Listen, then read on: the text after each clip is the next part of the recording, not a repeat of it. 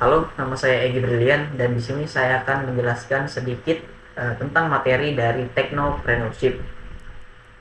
Jadi sebelum saya masuk ke materi, izinkan saya untuk memperkenalkan diri.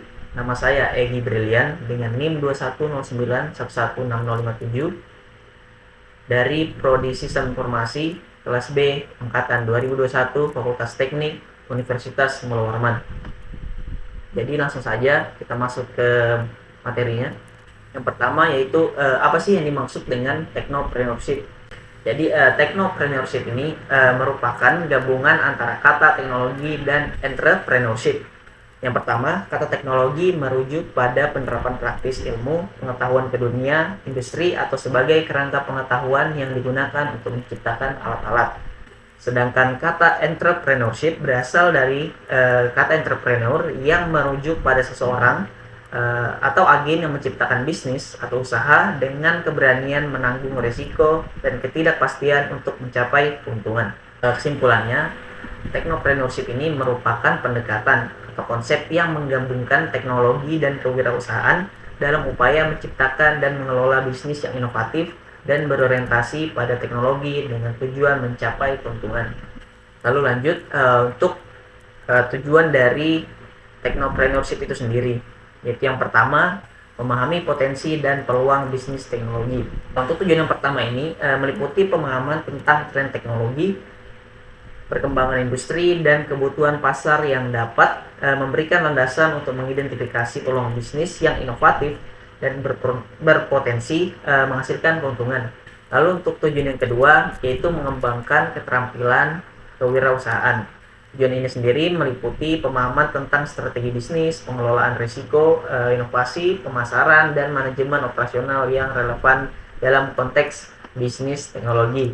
Lalu untuk tujuan yang ketiga yaitu membangun pengetahuan teknologi. Untuk tujuan ini sendiri meliputi pemahaman tentang tren teknologi, perkembangan terbaru, dan kemampuan untuk mengidentifikasi teknologi yang relevan dan berpotensi menghasilkan inovasi dalam konteks bisnis.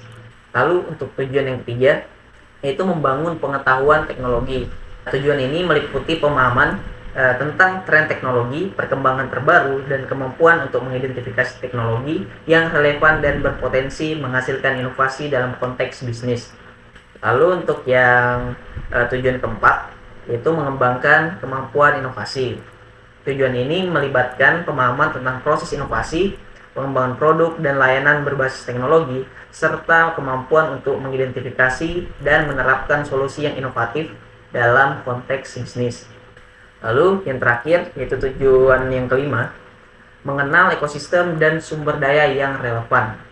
Tujuan ini meliputi pemahaman tentang jaringan bisnis, mitra strategis, sumber daya dan modal yang tersedia, serta faktor-faktor lain yang dapat mendukung kesuksesan dalam berbisnis di bidang teknologi.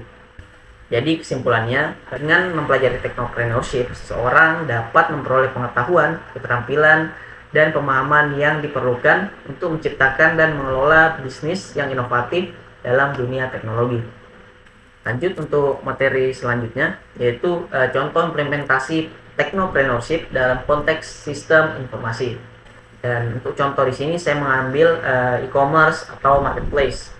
Technopreneur dapat membangun platform e-commerce atau marketplace yang memanfaatkan teknologi informasi untuk memfasilitasi transaksi jual beli secara online. Contohnya yaitu menciptakan platform e-commerce yang menyediakan produk-produk unik atau marketplace yang menghubungkan penjual dan pembeli dalam industri tertentu. Oke, kita lanjut untuk materi selanjutnya yaitu konsep bakar duit di dunia startup. Apa sih itu bakar duit atau burning cash? Bakar duit ini merupakan sebuah strategi atau praktik yang menghabiskan dana atau modal dengan cepat dan besar dalam tahap awal pengembangan perusahaan. Ide di balik konsep ini adalah untuk memanfaatkan modal yang tersedia untuk pertumbuhan dan skalabilitas yang cepat dengan menginvestasikan secara agresif dalam berbagai aspek bisnis. Istilah bakar duit ini mengacu pada aktivitas pemasaran atau marketing yang dilakukan, yaitu memberi diskon, cashback, dan penawaran lain secara besar-besaran agar pengguna tetap menggunakan produk atau layanan tersebut. Namun, penting untuk dicatat bahwa konsep bakar duit ini juga memiliki risiko yang signifikan. Jika pengeluaran tidak diimbangi dengan pendapatan yang memadai atau jika pertumbuhan tidak sesuai dengan harapan, startup dapat mengalami kekurangan modal dan kesulitan finansial. Oleh karena itu, strategi ini perlu dijalankan dengan hati-hati dan didukung oleh rencana bisnis yang matang serta strategi yang baik. Oke, lanjut ke marketing mix. Apa sih ini yang dimaksud dengan marketing mix? Jadi marketing mix atau bisa disebut dengan bauran pemasaran merupakan sebuah konsep yang mengacu pada kombinasi dari 4 elemen utama yang digunakan oleh perusahaan dalam upaya memasarkan dan mempromosikan produk atau layanan mereka. Untuk 4 elemen utama tersebut terdapat produk, harga, distribusi, dan juga promosi. Lanjut, apa sih tujuan dari marketing mix ini?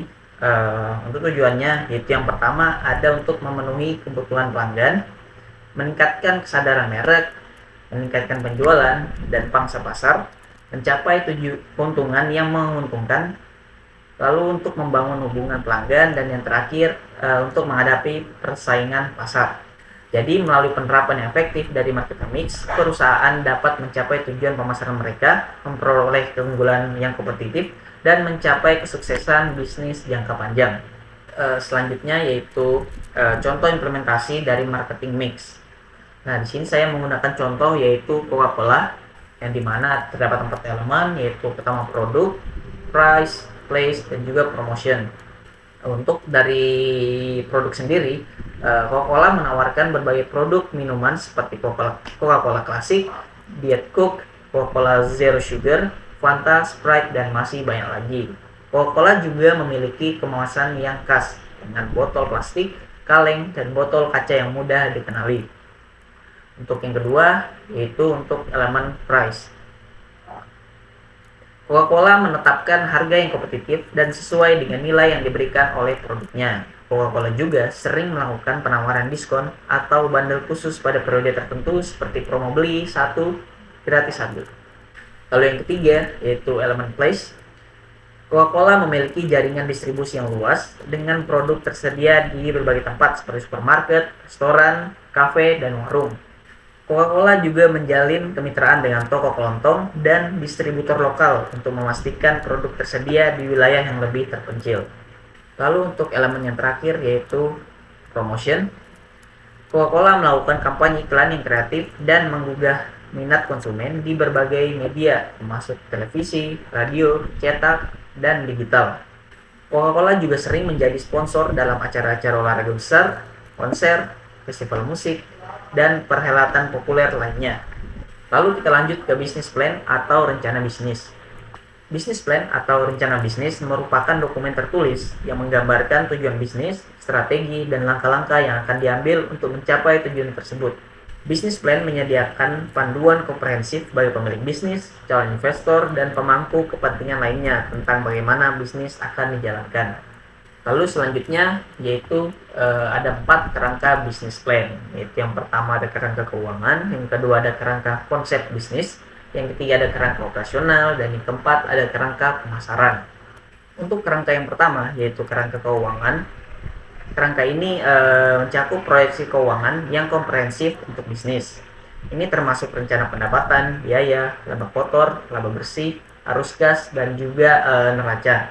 Tujuannya adalah untuk menunjukkan kesehatan keuangan bisnis dan memberikan gambaran tentang bagaimana bisnis tersebut akan menghasilkan keuntungan dan mengelola keuangan secara efektif. Lalu untuk kerangka yang kedua yaitu kerangka konsep bisnis. Jadi kerangka ini menjelaskan visi, misi, dan nilai-nilai inti bisnis. Ini juga mencakup deskripsi produk atau layanan yang ditawarkan, keunggulan kompetitif, target pasar, dan analisis pasar. Tujuannya adalah untuk menggambarkan konsep bisnis secara komprehensif, termasuk segmen pasar yang dituju, kebutuhan pelanggan yang terpenuhi, dan bagaimana bisnis akan bersaing di pasar. Lalu untuk yang ketiga yaitu kerangka operasional. Nah, kerangka ini sendiri merupakan kerangka yang menjelaskan bagaimana bisnis akan dijalankan sehari-hari. Ini mencakup lokasi bisnis, fasilitas, teknologi yang digunakan, rantai pasokan, proses operasional, dan sumber daya manusia yang diperlukan. Tujuannya ialah untuk menggambarkan bagaimana bisnis akan menghasilkan produk atau layanan, memenuhi permintaan pelanggan, dan menjalankan operasional yang efisien. Lalu untuk kerangka yang terakhir, yaitu ada kerangka pemasaran. Kerangka pemasaran merupakan strategi pemasaran yang akan digunakan untuk memasarkan produk atau layanan kepada target pasar. Ini termasuk segmentasi pasar, penentuan harga, promosi, saluran distribusi, dan strategi penjualan.